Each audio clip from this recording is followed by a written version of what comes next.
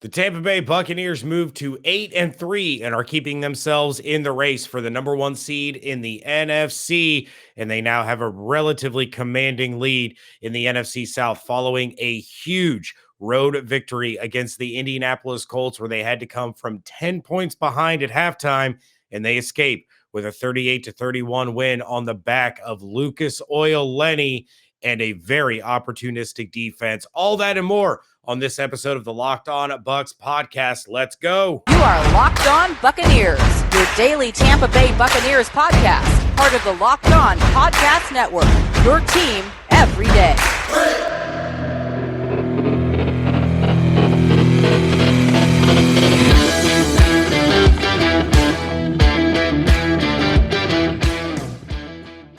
What's up, and welcome to the Locked On Bucs podcast, free and available on all platforms, including YouTube.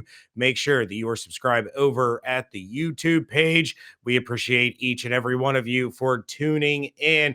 I am James Yarko, joined as always by David Harrison. You can find everything that we are doing over at BucsNation.com. Make sure you follow along on Twitter at Locked On Bucs, at JYarko_Bucs, at DHarrison82, and at Bucs_Nation. Yeah, once again, Bucs Nation, we appreciate you making the Locked On Bucs podcast your first listen or view every day. And your Tampa Bay Buccaneers defeating the Indianapolis Colts 38-31 in Indianapolis to win their 8th game of the season on the road. I think that's the most important part of this, James, is on the road. We've all basically said it, right? The Buccaneers are a different team at home than they are on the road. But I mean, as much as, and I told Bo Brock this on the Locked On NFL show. So if you want to hear more about this game, go to Locked On NFL podcast today, and I'm on there with Bo talking about this win. I think every NFL team, every sports team really kind of says like, oh, they're better on the road than they are at home, or they're better at home than they are on the road for whatever reason. This team isn't just better at home. This is a Jekyll and Hyde situation. Yes. And for those who aren't familiar, Jekyll's the good guy. So Jekyll is the Buccaneers at home, and the Buccaneers on the road for some reason are Mr. Hyde. And Mr. Hyde loves nothing more than 3 and outs for some reason. The Buccaneers starting off the game with a 3 and out. The Indianapolis Colts giving the Buccaneers the ball after winning the coin toss. And that's not the insult it used to be, right? Back in like the 90s, that was almost a slap in the face to give you the ball first type of thing. Now that's just common practice. So it's one thing, but going 3 and out basically just falls right into the Colts' hands. They turn some of those opportunities into 3 points. By the time we hit halftime, James, you mentioned the comeback there in the cold open, 24-14. The Colts are all over the Tampa Bay Buccaneers. And I'll be honest, I was in a private DM with some friends of mine talking about it. If the Colts come out of the second half with that first possession and put points on the board, this game might be over. And it looked like they were actually going to do that. They were driving down the field, but then a turnover happens. The Buccaneers get the ball back. They get 24-21. They get the ball back on another turnover. It's 28-24. They get the ball back again. It's 31-24. Next thing you know, it's 38-31. I'm gonna do things a little bit differently, James. I want to start at the end of this game. The Indianapolis Colts, their final scoring drive of the game. A lot of running, right? You were there. You saw it. A lot of running. A lot of Jonathan Taylor happening. 6 minutes and 37 seconds. 10 plays, 75 yards. They drive down the field. They leave 3.5 minutes on the clock. Now, when that happened, and I can't remember how I framed the tweet, but I basically tweeted, that was the worst thing the Colts could have done in that situation, is score, tie the game. That's the good news. The bad news is you just left 3.5 minutes on, like, probably one of the best 4-minute offense quarterbacks in the history of the NFL. We already know he's the greatest of all time, period. But when you talk about quarterbacks that run a 4-minute offense, Tom Brady might be one of the best in history to run a 4-minute offense. You literally left him 3.5 minutes to run a 4-minute offense. And what does he do? He, on the back of Lombardi or Lucas Oil Lenny, leaves you less than 29 seconds, less than 30 seconds on the clock with one timeout to try to tie the game after putting up a touchdown. Do you think that, among other possible Colts coaching decisions that could be talked about, and I'm sure they are on the Locked On Colts podcast, was a bad move? Or do you think you would have done a similar type of thing if you were the Indianapolis Colts? I think if you're the Colts in that situation, you had had such a bad second half. You had 5 possessions. 4 of those resulted in the Buccaneers getting the ball in one way or another, whether it was a takeaway or a punt. You wanted to put yourself in a position where at least you had a chance. So I think to them, they weren't going to worry about how much time was on the clock. They knew they needed to get the ball, or they needed to get in the end zone and at least give themselves an opportunity to send it into overtime. The defense had played well. It was a matter of the Bucs defense was opportunistic and created opportunities for the Bucs offense. Oh. And I think the Colts were so worried about making sure they were stopping the big guys on the outside and Godwin and Evans, who did not have a great game, that Gronk took advantage. We talked about that being a probability, but the Colts are a good run defense, and Lenny and Rojo just absolutely shredded them because they were so worried about Tom Brady is not going to beat us. Somebody else has to beat us. Well, somebody else did. And I will say real quick before I kick it back over, I'm going to pat myself. Johnny on the spot. As soon as Jonathan Taylor scored that touchdown, I bust out my phone. I zoom in on the Bucs bench. Tom Brady's like this. Ah, nice. Head down on the bench, Brady. And I tell Beckett, Brady's got his head down. And Beckett had made best friends with the Colts fan sitting next to him. And Beckett looks at this guy and he goes, Brady's got his head down on the bench. And the Colts fan goes, I knew it. Too much time. We're toast. You gotta love it. It was fantastic. Yeah, and I mean, again, and you talk about that tough Colts defense and that run defense. Leonard Fournette finishes with 17 carries for 100 yards. Rojo adds 37 yards on 7 touches. Both of them find the end zone. 3 rushing touchdowns for Leonard Fournette, 1 rushing for Ronald Jones. Chris Godwin had a 3-yard end around sweep run, depending on what was number 4? Leonard Fournette touchdowns. Well, 3 rushing touchdowns is what I said. But he had 3 rushing. We're getting there, James. We're getting to the passing game. Chris Godwin had an end around that I swear every Green Bay Packers fan has PTSD about seeing Chris Godwin run an end around. Tom Brady, 2 carries for 2 yards. And then in the passing game, James, Tom Brady, 226 yards, 1 touchdown, 1 interception. Leonard Fournette, a touchdown reception, giving him 4 for the game. And then Rob Gronkowski, right on cue, 7 catches, 123 yards. Gronk and Brake combined for 147 yards on 11 catches. The tight ends playing a huge role in this game, as did the running backs, which, if you've got Chris Godwin or Mike Evans on your fantasy roster, obviously you're not going to be happy about it. But if you're a Buccaneers fan in general, you're going to be very happy about that, James. Yeah, absolutely. I had Brady and Godwin on my fantasy team, and I went against Leonard Fournette.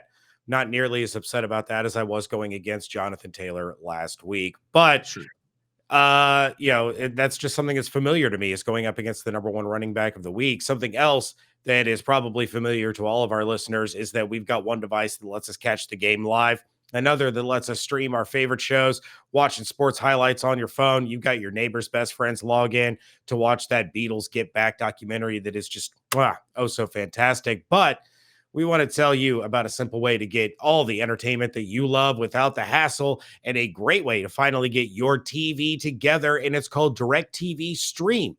It brings your live TV and on-demand favorites together like never before, so you can watch your favorite sports, movies, and shows all in one place. That means no more juggling remotes, no need to buy another device ever again. The best part is that there's no annual contract. You can get rid of the clutter, get rid of the confusion, get your TV together with DirecTV Stream. You can learn more at directtv.com. That's directtv.com. Compatible service, compatible device required. Content varies by package. Segment 2 here of a Victory Monday episode of the Locked On Bucs, your Tampa Bay Buccaneers, your 8th victory day of the year, because some of them are Friday, some were Tuesday, some are Monday, but your 8th victory celebration of the 2021 NFL season, and more to come. Thank you again for making the Locked On Bucs podcast your first listen or your first view every day. James Jarko, David Harrison on Twitter at JRK_Bucs, at DHarrison82, at Locked On Bucs. James, we got some fans, some Bucs fans that want to join in on the celebration. So let's kick it on over to Greco. Greco! David, James, is Greco? Man, Leonard Fournette, what can you say? 20 seconds left in the game. Bucs are going to win this. Wow, what a way to keep it together and come back. I was down on them in the first, big time, but how about a nice comeback? And they just returned the ball very far. Well, to be continued. David James is Greco with a follow-up. We won the game! Yay! after almost losing it completely. Hey, man, Leonard Fournette. He's player of the game. Give a little love to the defense for coming through in the end there. All right, boys. I want to hear what you got to say. Go Bucs. That was the best voicemail of all time because all I That could was good. do, it took me back. Beckett and I are jumping up and down in our seats. We're all excited. Tons of Buccaneers fans in there. I don't know if that showed up on TV. There was It a did. whole Yeah. lot of red and pewter jerseys in there. There were a lot of Bucs fans around us. So everybody's jumping up and down and screaming. And then all of a sudden, you hear like the Bucs fans going, "Oh no, oh no, oh no," and then just kind of a gradual rise in excitement from all the Colts fans around made the end of the game very exciting, but a little bit stressful for everybody. Right.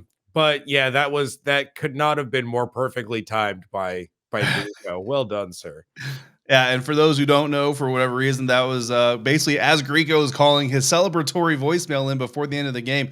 Isaiah Rogers, I think is his first name. Isaiah Rogers for the Indianapolis Colts returns the ensuing kickoff from what ended up being the game-winning touchdown by Leonard Fournette, his fourth of the game, James. He returned the kickoff 72 yards to the Tampa Bay 32, giving the Indianapolis Colts, 19 seconds left on the clock with one timeout and 32 yards to go. So, I mean, it definitely made the end of the game interesting. Something that also made the entire game interesting, James, was the execution of the offense at times, or the lack thereof, and the execution of the defense at times, or lack thereof. Definitely some stretches here in this game where there was not complimentary football, right? The Tampa Bay Buccaneers defense held the Indianapolis Colts offense to 3 points for the first quarter and a half or so of the game. During that stretch, the Tampa Bay Buccaneers couldn't really do anything offensively. In fact, the 3 points that the defense gave up, technically, really a result of the offense for going 3 and out, and then a very bad punt from Bradley Pinion, followed on by a penalty that gave the Indianapolis Colts their first drive of the game, starting on the Tampa Bay 30. So, I mean, if you come up with anything less than a field goal, then you've obviously failed. So, really, I don't necessarily hang those 3 points on the defense. They will officially count against the defense, of course. But for what it's worth, from a moral standpoint, I don't put that on the defense. Let's talk first half here, because I got a lot of tweets. I'm sure Bucks Nation's account got a lot of tweets. I tweet now from Locked On Bucks and my personal account during game days because I don't know, I'm insane and I'm a glutton for punishment. I got a lot of comments on both sides, James, that the scheme, and honestly, it was scheme this and scheme that and coach this and coach that, and I don't agree with every call that has been made, right? And I don't think there's ever going to be a coach or a coordinator that calls a game that we're all going to completely fall over ourselves and say that was just a perfect game. But from your vantage point, offensively and defensively, were the struggles a scheme problem, a play calling problem, especially on the offense side of the ball, right? Play calling problem, or was it a player execution problem? Honestly, I think it was a little bit of all Yeah, you three. can't say it was both. You have to pick a side here, James. Right. In Yeah, this I will. this is Hatfield and McCoy's. Which one are you? I will. Um, I think what a lot of it was is you have to give credit to, speaking of the offensive side of the ball, you have to give a lot of credit to the Colts defense. Like I mentioned in the first segment, they wanted to force Tom Brady or they wanted to force somebody other than Tom Brady to beat them. So early in the game, it seemed like there was a lot of miscommunication. It seemed like Brady was rushing quite a few passes. There Yeah. were opportunities, you know, Beckett and I are sitting there going, you got Godwin wide open, you got Evans wide open, and he's checking it down to Lenny, or he's checking it down to Gronk, and that worked well. But it seemed like it took a huge momentum shift for from the defense for the offense to really start to get on track. So I think they were trying to figure out what they could get away with based on what Indianapolis's defense was doing. Mhm. And it just created a really, really slow start instead of going out there and saying, you know what, my guys can beat your guys. Evans can beat Rock Ya-Sin or Xavier Rhodes, and Chris Godwin's going to beat any human that you put across from him. And our offensive line is going to open up holes. It seemed like they were a little timid. And I think that played into the play calling and the execution of the players, which just wasn't there early in the game. But I would say if I have to pick one, I would say the execution by the players more so, just because it seemed like they took too long to get a feel for the game. Yeah, exactly. And that's kind of my point there. This game, and not every game, right? But this game specifically, the problem from where I sat was the execution on the field. And you go back to that very first drive, you go back to the ball that was tipped, broken up, that was intended for Rob Gronkowski. That was one of the first close calls before Tom Brady had another close call and then an actual interception. Mhm. If Tom Brady puts that ball over the defenders and basically tries to drop it in over Gronk's shoulder, that's a first down. And it's not a 3-and-out. That's a first down, but instead he tries to throw it on a rope for whatever reason, or maybe he just short clawed it. I don't know what happened with the mechanics there, but for whatever reason, Tom Brady tried to fire it into Gronk instead of throwing it over the defenders. Maybe just didn't see them. Whatever it is, that's the reason that play didn't work out. Like the plays were there. You go back to the play before that one, the second down pass that was incomplete. Mike Evans is there. He just doesn't get his head around early enough, and not for nothing. But I love Mike just as much as anybody else does. We've seen that before. And then you flip around to the defensive side of the ball. Antoine Winfield Jr. I love him to death, but he breaks on a middle crossing route when he's got the deep zone coverage. It's man coverage all ahead of him. He's got the deep zone. He's the single high safety. Nothing is supposed to get behind you. What does he do? He gets sucked in to the quarterback's eyes. He gets sucked into the route. That's one of the things that makes him so exciting to watch. So I know I'm not necessarily trying to criticize it, but on that play, if he stays in his deep zone, if he stays and keeps the deep guy in front of him the way he's supposed to, that touchdown pass doesn't happen. Maybe they get a big completion underneath of it, granted, but that's the purpose of zone coverage, is keep stuff in front of you. Don't let guys get behind you. And then you go into some of the other passes to the tight ends, especially a touchdown pass to Jack Doyle there for the Indianapolis Colts. And what happens is the defender, I can't remember exactly who the defender was anymore. I want to say it was Kevin Minter. I could be wrong on that, though. No, it was Anthony Nelson. Anthony Nelson's dropping back, which I get. Why is Anthony Nelson in pass coverage anyway? Look, he plays the position. He plays in the scheme. He needs to be able to execute his job if he's going to play on the field.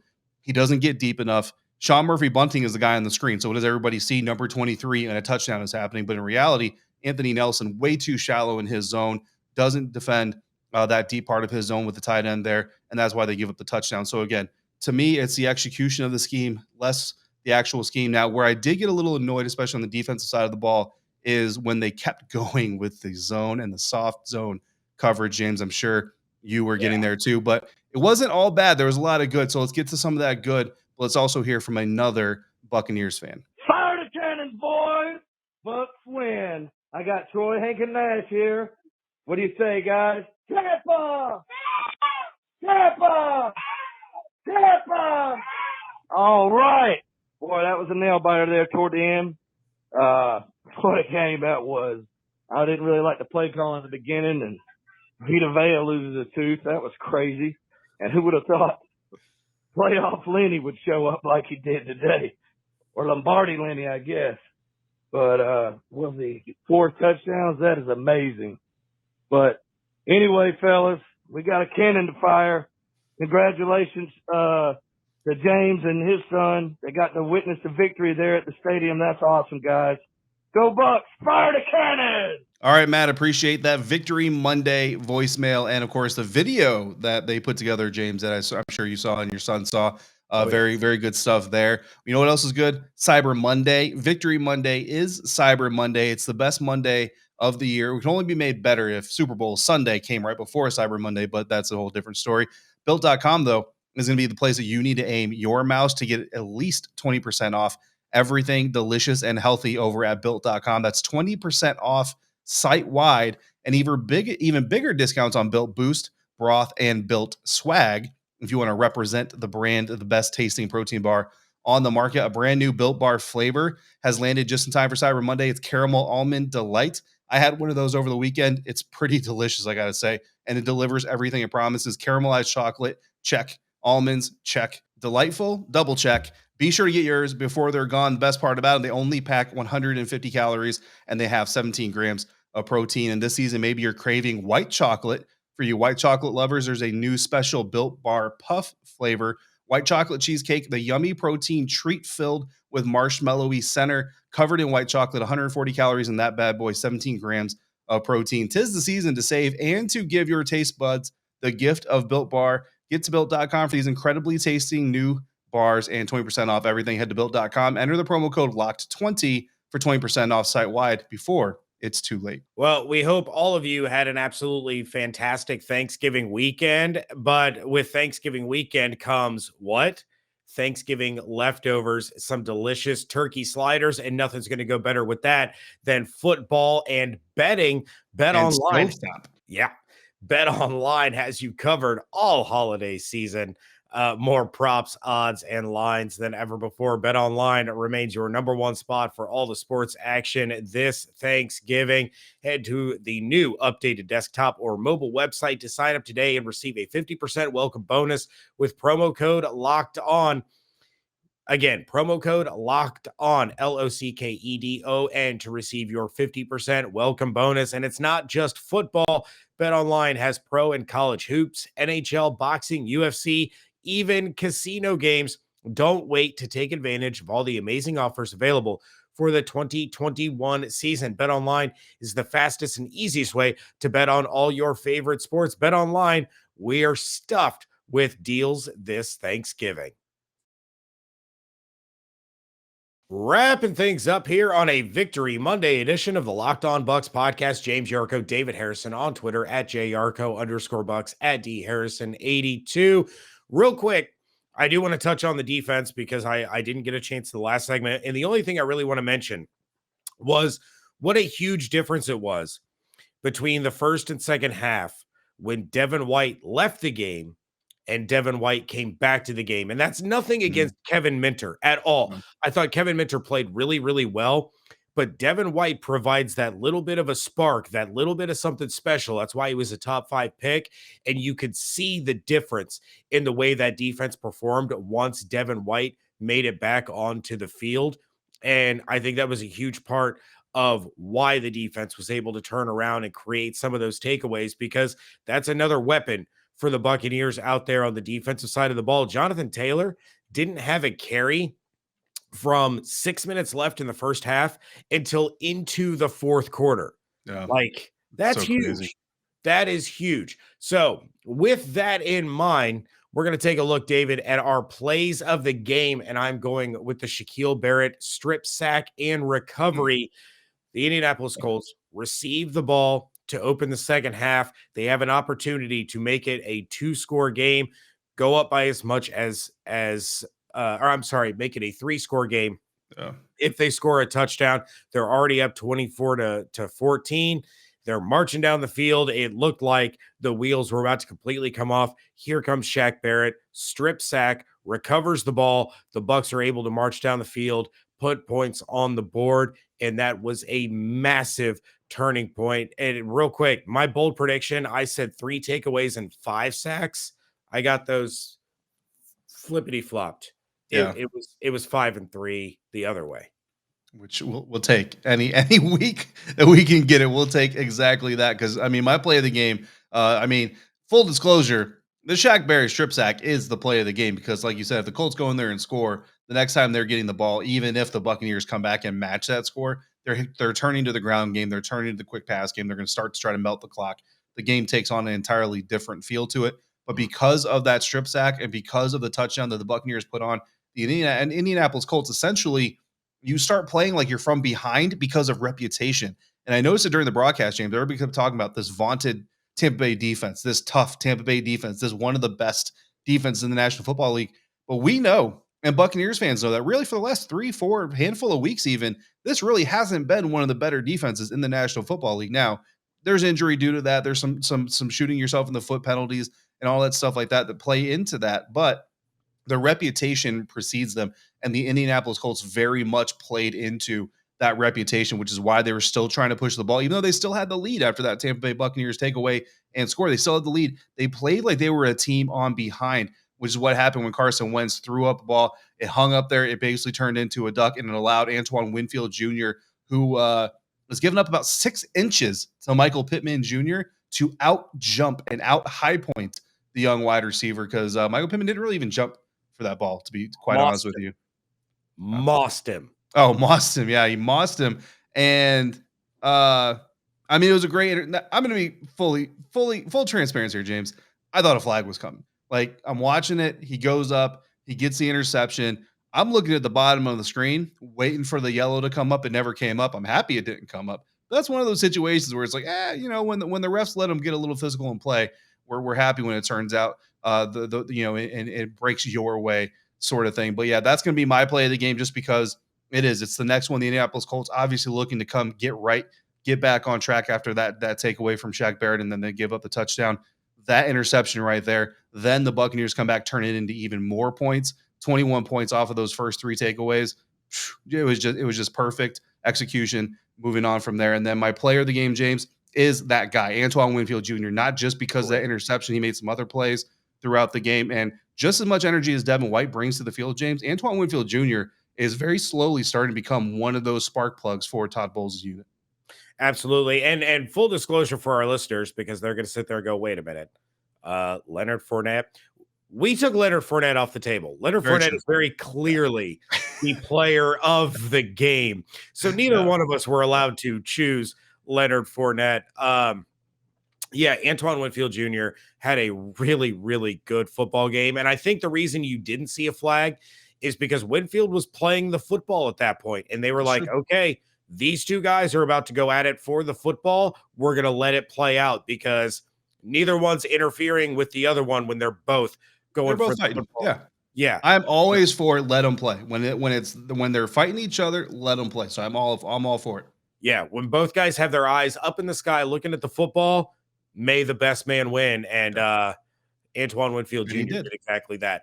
My player of the game, I'm going with Lavonte David. No, he didn't lead the team in tackles, but he was all over the place. He stepped up in a huge way in the first half with Devin White missing, helping to slow down Jonathan Taylor, who under 100 yards, he only finished with 83. He finished with under 100 total yards. He only had 14 receiving yards. So he had a phenomenal game. Then at the end of the game, after Lavonte had already had a fumble recovery in the first half, there's 10 seconds left. The Colts are in a position where they can tie the game. Lavonte David with a huge pass breakup to force the Colts to have to throw to the end zone. They don't gain any extra yardage. It was beautiful. Lavonte David, my player of the game. And real quick, let's also remember Lavonte David had the punch out on Carson Wentz, I believe, right? If I'm not, now, granted, the play didn't count because there was a penalty that the Buccaneers accepted. Got it. So there's technically no forced fumble on the books, but from a player standpoint, if you're Carson Wentz, you've already thrown interceptions, you've already had the strip sack. Now you know that this Buccaneers player just punched the ball loose from you again. And even if it wasn't Lavonte David, it's still an important part of the game.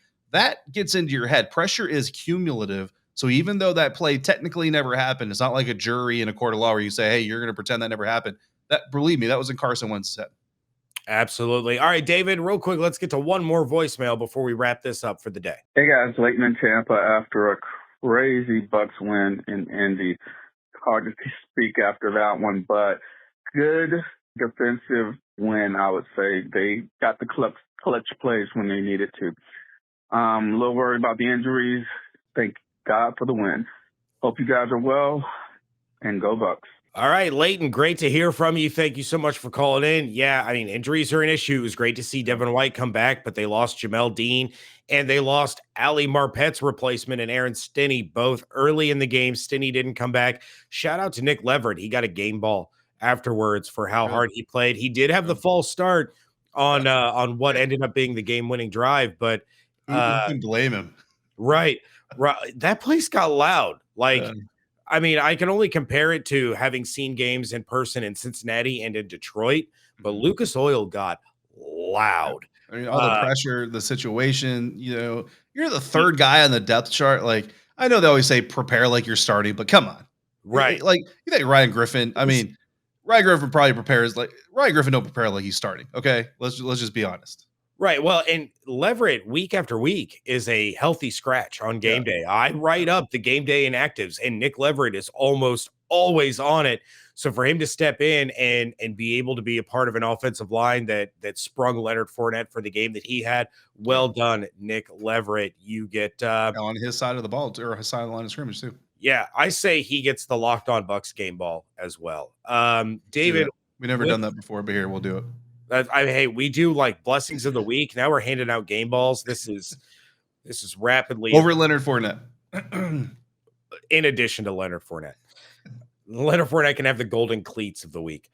With that, David, we are out of here. Thank you to Greco, Matt, and Leighton for calling in. We appreciate you. If you guys want to join in to give us a call and give us your thoughts, we're going to be back tomorrow to talk more about this game on a Takeaway Tuesday. You can do so by calling us at 813-444-5841. As always, we appreciate you guys making us your first listen or first watch every day. But now make your second listen Locked On Bets, your daily one-stop shop for all your gambling needs. Locked On Bets, hosted by your boy Q, with expert analysis and insight from Lee Sterling. Check out everything David and I are doing over at BucsNation.com. Follow along on Twitter at Locked On Bucs, at JYarko_Bucs, at DHarrison82, and at Bucs_Nation. Hope you all have an absolutely outstanding Victory Monday. Stay safe, stay healthy, wash your hands, be good to one another. We thank you so much for joining us right here at Locked On Bucs.